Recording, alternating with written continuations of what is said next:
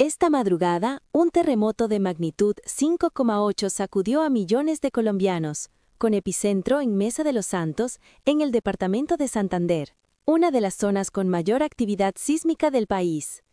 El sismo se produjo a las 3:27 de la mañana, con una profundidad de aproximadamente 150 kilómetros, y fue sentido con claridad en varias ciudades importantes, como Bucaramanga, Cúcuta, Medellín, Bogotá, Pereira y Manizales.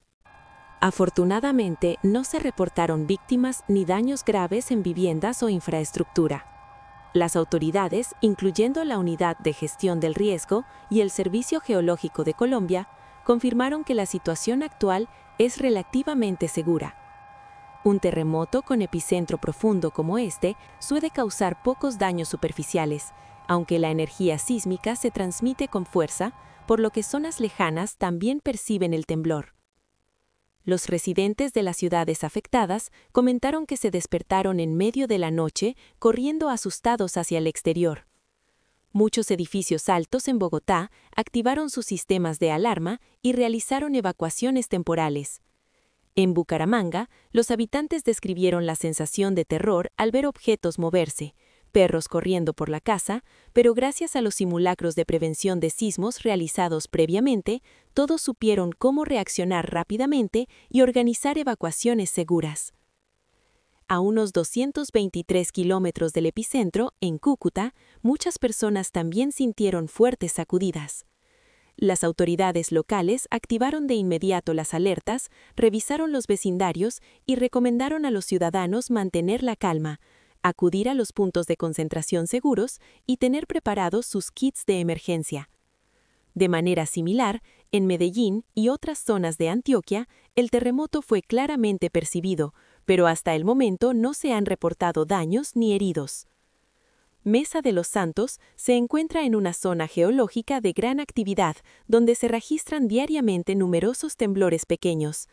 Esta región es una de las áreas con mayor frecuencia sísmica de Colombia y figura entre las más activas del mundo en términos de actividad sísmica, considerada por la comunidad científica como uno de los nidos sísmicos más activos del planeta.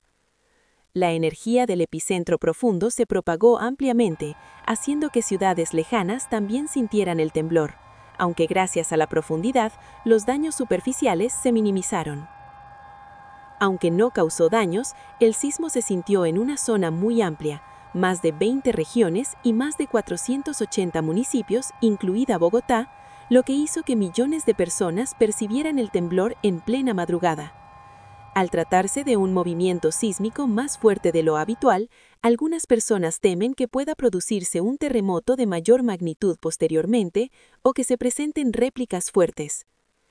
Este terremoto sirve como recordatorio de la importancia de estar preparados ante emergencias, desde conocer los puntos de concentración seguros, preparar un kit de emergencia, hasta realizar simulacros periódicos. Gracias a estas medidas, la población colombiana reaccionó rápidamente, reduciendo el pánico y asegurando la protección de sí mismos y de sus familias. En el último año, el Servicio Geológico Colombiano, SGC, ha registrado más de 22.000 movimientos sísmicos en el territorio nacional.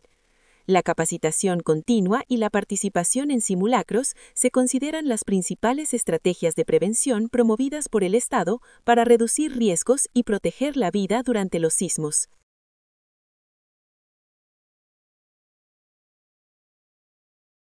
Las autoridades bolivianas detuvieron y encarcelaron provisionalmente al expresidente Luis Arce el miércoles 10 de diciembre en el marco de una investigación por malversación de fondos relacionada con su periodo como ministro de Economía. El ministro del Interior, Marco Oviedo, indicó que los presuntos actos ocurrieron cuando Arce aún era ministro de Economía, por lo que no califica para ser juzgado bajo el mecanismo de juicio de responsabilidades reservado para expresidentes, sino que será sometido al sistema judicial ordinario. Los hechos investigados datan de cuando el señor Arce Catacora era ministro de Economía. Por lo tanto, de acuerdo a la Constitución Política del Estado, no gozan de juicio de responsabilidades. Es en ese sentido que la justicia ordinaria, la jurisdicción ordinaria, es la encargada de proceder al juzgamiento de las personas que resultaren responsables. El fiscal general Roger Mariaca declaró a la prensa que Arce prestó declaración en Sucre, pero que posteriormente hizo uso de su derecho constitucional y, siguiendo el consejo de su abogado, optó por guardar silencio antes de ser trasladado nuevamente a las dependencias de detención policial a la espera de la imputación formal y de la audiencia de medidas cautelares. Hace unos minutos se le ha tomado su declaración informativa en presencia de una comisión de fiscales al señor Luis Arce, y él, haciendo uso de su derecho constitucional y estando asistido de su defensa técnica, llámese abogado, ha decidido atenerse al silencio. Es un procedimiento más que se realiza cuando una persona se encuentra aprehendida, en este caso de conformidad al artículo 226. Ahora esta persona pasa nuevamente a celdas policiales a esperar su imputación formal, y vamos a esperar que la autoridad jurisdiccional, llámese juez, pueda señalar la audiencia de medidas cautelares para esta persona que el día de hoy se encuentra en calidad de aprehendida. Mientras tanto, fuera de la sede de la Fuerza Especial de Lucha contra el Crimen, FELCS, en La Paz, simpatizantes de la detención se congregaron con pancartas como «El payaso Arce a la cárcel». La investigación forma parte de un caso de corrupción mayor relacionado con acusaciones de malversación de fondos estatales durante el periodo en que Arce fue ministro de Economía bajo el expresidente Evo Morales. Esto ocurre apenas unas semanas después de la transición de poder, que puso fin a casi 2 décadas de gobierno del partido de izquierda MAS, Movimiento al Socialismo, del que Arce era representante. Mientras tanto, la exministra de la Presidencia, Marianela Prada, declaró a la prensa frente a la sede de la FELCS en La Paz, a donde acudió para obtener más información sobre la detención del expresidente. Él solo iba solo, lo metieron en un minibús con vidrios oscuros, eso es todo lo que sabemos. Prada indicó que Arce, presidente en el periodo 2020-2025, no fue notificado ni citado formalmente para prestar declaración. Simplemente lo arrestaron, lo subieron a un minibús y lo trasladaron directamente a la sede de la FELCS. Lo único que quiero no es entorpecer ningún tipo de investigación, sino saber que él está bien, él ha estado, como es de conocimiento público, aquí él no se ha escapado, ha estado aquí siempre dando la cara, él estaba dando clases, ya han terminado sus clases, pero él siempre señaló que iba a estar aquí para atender cualquier tipo de proceso. Entonces, y no nos han notificado con ningún proceso, eso yo sí lo puedo confirmar porque he estado comunicándome con él prácticamente a diario. Según los medios locales, la detención podría estar relacionada con la investigación sobre acusaciones de corrupción en la gestión del Fondo de Desarrollo Indígena, durante el periodo en que Arce fue ministro de Economía y Finanzas Públicas en el gobierno de Evo Morales, 2006-2019.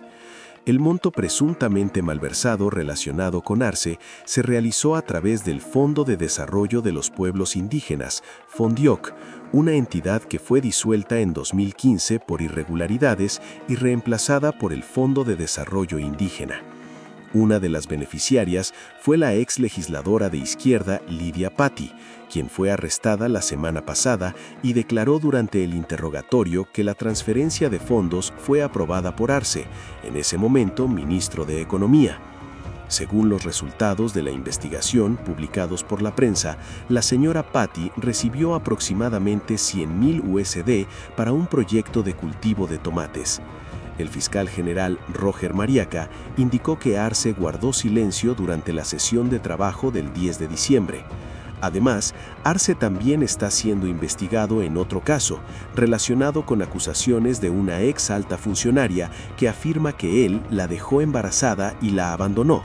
Sin embargo, hasta el momento, no está claro el motivo oficial que llevó a su detención.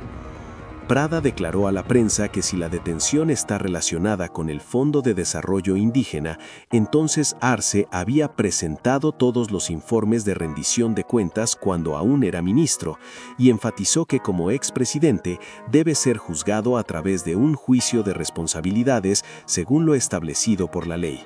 La exministra considera que la detención de Arce es un acto de abuso de poder total y subrayó que no fue notificado para presentarse.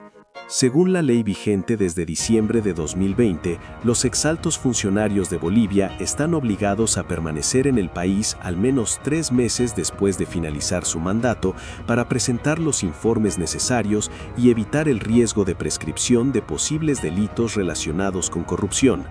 El mandato de Arce, del partido Movimiento al Socialismo, terminó el pasado 8 de noviembre, cuando el político de centro, Rodrigo Paz Pereira, asumió la presidencia. Antes de concluir su gestión, Arce declaró en varias ocasiones que no abandonaría el país y que volvería a dedicarse a la docencia universitaria. Fuentes del Instituto del Ministerio Público informaron a AFP que Arce deberá enfrentar 2 cargos: incumplimiento de deberes y conducta que causa daño económico. Mientras tanto, el vicepresidente de Bolivia, Edmond Lara, declaró en un video difundido por medios locales: felicitaciones a la Fuerza de la Unidad contra la Corrupción por haber procedido a la aprehensión del expresidente Arce conforme a la orden de detención emitida por la autoridad prosecutorial. Cuando era ministro de Economía en el gobierno de Morales, Arce es acusado de haber autorizado transferencias de fondos del Tesoro Público a cuentas personales de algunos líderes campesinos, según el contenido de la denuncia que lo llevó a su detención. El expresidente pasará su primera noche en detención preventiva en una dependencia policial. Volviendo al momento en que el expresidente boliviano Luis Arce ganó las elecciones en 2020, en ese entonces Arce tuvo que enfrentar una crisis económica y una generalizada escasez de combustible en todo el país.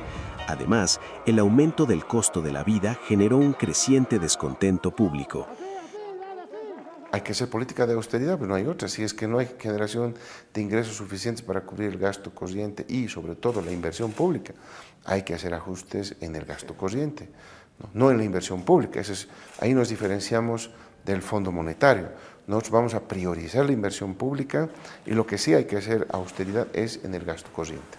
En junio de 2024, cuando el señor Arce aún ocupaba la presidencia, el ejército boliviano llevó a cabo un intento de golpe de Estado bajo el mando del general Juan José Zúñiga, en ese momento comandante en jefe del ejército boliviano, pero este fracasó estrepitosamente.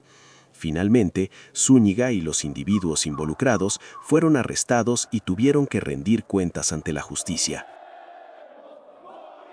Queremos alertar, por lo tanto, al pueblo boliviano y denunciar enfáticamente ante la comunidad internacional que está en curso un golpe a la democracia desde la Asamblea Legislativa Plurinacional por parte de algunos diputados y senadores que están pensando en sus propios intereses y no piensan en el pueblo boliviano. Este panorama de las calificadoras, ellas las vienen generando desde muchos años atrás. Bolivia tenía una de las mejores calificaciones y nos han bajado peor que la economía argentina, peor que muchas economías que están en peores situaciones que nosotros, ¿no? Entonces yo creo que hay ahí un exceso que están cometiendo las calificadoras desde hace tiempo atrás, porque por temas políticos nos han bajado la calificación. Bolivia paga su deuda. Bolivia está teniendo una estabilidad económica que no la tienen muchos países en la región y no les interesa eso y nos baja. Por lo tanto, esto no es nada nuevo para nosotros, es una vieja estrategia que hemos visto también que han operado en otros países y bueno, nosotros vamos a seguir aquí trabajando. Por lo tanto, no es que por este intento de golpe de Estado, ¿no? Por este golpe fallido en realidad, en nuestro país es que nos están bajando la calificación. Ya nos vienen bajando desde tiempo atrás injustificadamente las calificadoras de riesgo, ¿no? Y nosotros hemos ido sacando, cada vez que vamos sacando respuestas y soluciones a los problemas económicos, es donde empiezan a aparecer más bien este tipo de problemas.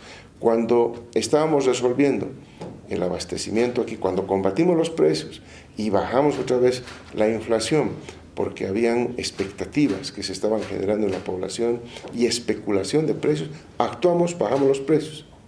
Reacciona los adversarios del gobierno con movilizaciones y con amenazas de bloqueos de camino del transporte pesado y de otros sectores.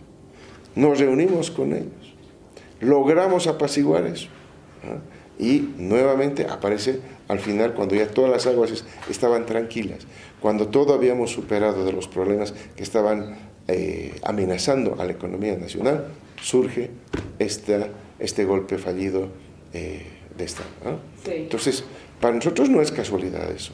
Sabemos que hay intereses externos e internos que no les gusta que estemos industrializando nuestros recursos naturales, que no les gusta que hayamos tomado una posición muy soberana de la economía nacional. Pero bueno, nosotros vamos a seguir trabajando hasta el último día que nos corresponde estar aquí. Desde que logró su independencia en 1825, Bolivia ha experimentado más de 100 golpes de Estado, de los cuales 42 han sido exitosos. El pasado 8 de noviembre, el presidente boliviano, Rodrigo Paz, asumió el cargo en medio de una grave crisis económica, con alta inflación, escasez de combustible y divisas. El gobierno anterior, de Luis Arce, había utilizado casi todas las reservas de divisas para mantener la política de subsidios a la gasolina y el diésel.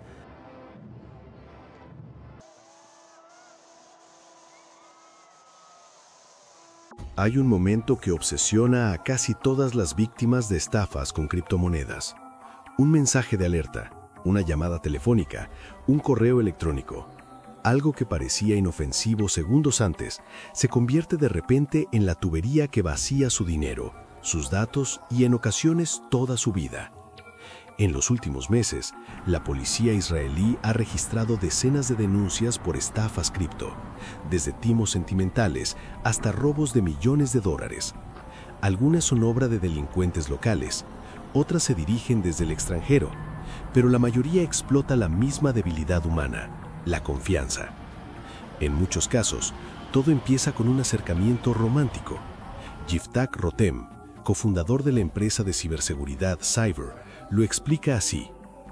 Hubo momentos en que Tinder se llenó de repente de perfiles de mujeres asiáticas, todas con tic azul de verificación, todas mostrándose cerca de ti, todas supuestamente viviendo en Israel. Empiezas a chatear, normalmente en inglés. Parece agradable, inofensivo, y muy rápido ella saca el tema de un tío que la está ayudando a ganar dinero con cripto. Si te interesa, te puedo poner en contacto con él. Y siempre termina así.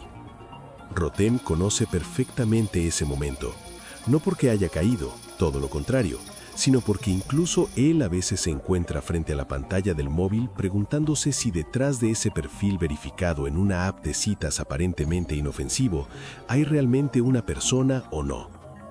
Es triste, dice. La gente cae continuamente.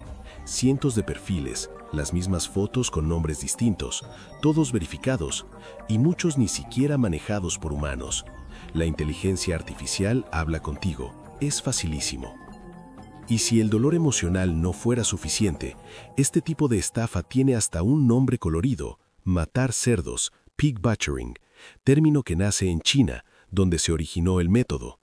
Antes de sacrificar a un cerdo, primero lo engordan, lo cuidan, para que la ganancia sea mayor.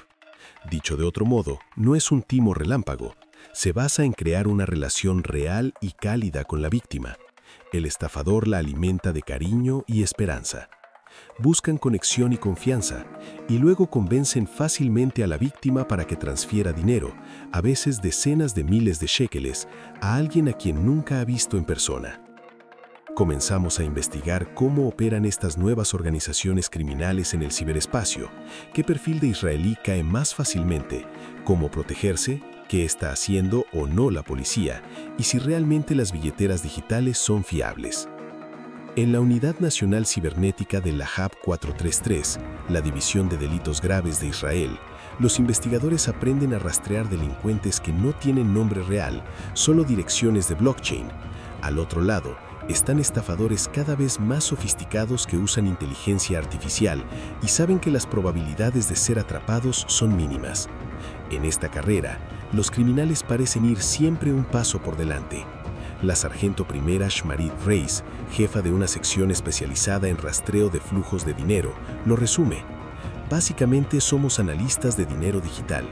Tratamos todo lo relacionado con el análisis de billeteras cripto y la identificación. ¿Quién está detrás de esa billetera? ¿Quién la usa? No es solo una cuestión técnica. El análisis de billeteras cripto se ha convertido en una auténtica herramienta de inteligencia. Trabajamos en dos ejes principales, continúa Reis. Uno es delincuencia grave y crimen organizado. El otro es seguridad, financiación del terrorismo. Las organizaciones criminales están invirtiendo muchísimo en este ámbito. Vemos una actividad enorme de bandas criminales en el mundo cripto.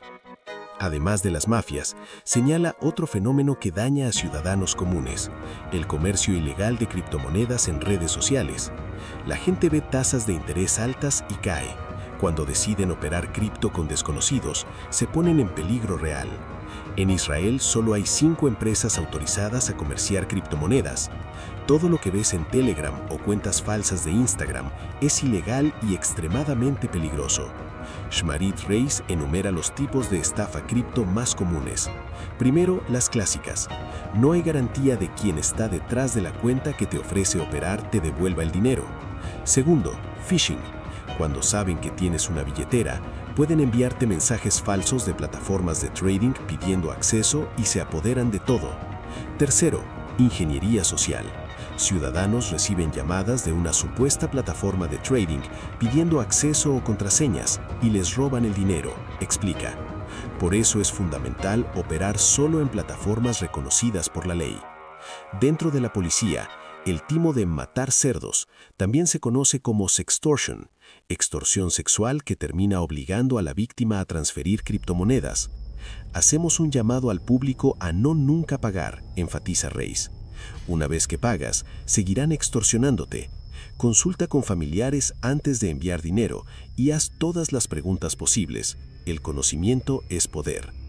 Reis también menciona la estafa rusa, método conocido mundialmente. Nos resulta muy familiar. Apunta sobre todo a la comunidad rusoparlante, especialmente personas mayores, a las que hacen creer que llaman desde fuerzas de seguridad. Les muestran la foto de un policía y les piden transferir dinero a una billetera cripto. Después es muy difícil recuperar su confianza. En líneas generales, en la Fiscalía de Delitos Cibernéticos, dirigida por el fiscal Asaf Shwit, observan una tendencia al alza. Los delincuentes usan criptomonedas para recaudar fondos en la oscuridad del anonimato, tanto para robar como para lavar dinero y evadir impuestos. Además de los grandes casos, pronto presentarán cargos contra un sospechoso que vendía acceso a bases de datos de pornografía infantil y contenido sexual a cambio de criptomonedas.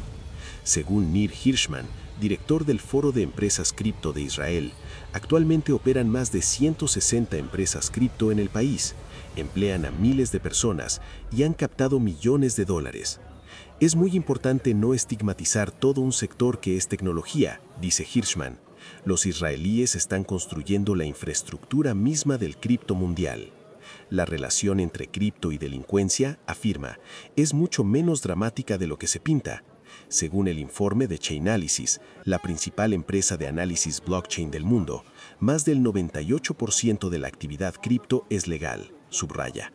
El problema no está en el cripto, sino en engañar a las personas. Las tácticas, suplantación, estafa, presión, urgencia, existen desde siempre en banca, tarjetas de crédito, cuentas de ahorro. El cripto solo es una nueva capa en el juego. Y quien comete delitos con cripto, en la mayoría de los casos, termina siendo atrapado. Paradójicamente, lo que permite a las autoridades dar con los culpables es precisamente lo que más asusta a muchos. Todo queda registrado en la blockchain. Las criptomonedas son como dinero en efectivo digital, explica Hirschman. Es decir, una vez que el dinero está en la billetera del atacante, no puedes pulsar devolver como con una tarjeta.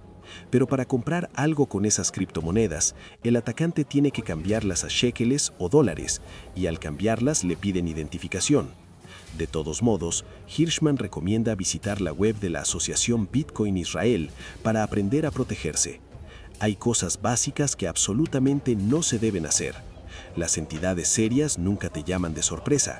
Si alguien te llama diciendo que es de un exchange con perfecto inglés y te envía un código de verificación, cuelga inmediatamente, entra tú mismo a la web oficial y comprueba si realmente te contactaron. Nunca hagas clic en enlaces recibidos por SMS o WhatsApp, aunque pongan que son de Binance o Kraken. Y la regla de oro: nunca, jamás, des tu seed phrase, la frase de recuperación de la billetera, a nadie, diga lo que diga. En Internet nunca sabes con certeza con quién estás hablando. El abogado Sabar Shwali, que trabaja en este ámbito y ayuda a recuperar fondos en casos de estafa, pide a las víctimas que no se rindan aunque hayan caído. La mayoría piensa que el cripto robado se pierde para siempre, pero no siempre es así. En muchos casos el dinero sigue en la billetera del ladrón y a veces se puede congelar. El problema es que muchas víctimas se rinden desde el primer momento. Y subraya, el mundo financiero descentralizado pone una enorme responsabilidad en el propio usuario. La combinación de cautela y alta conciencia de responsabilidad protege mejor los activos.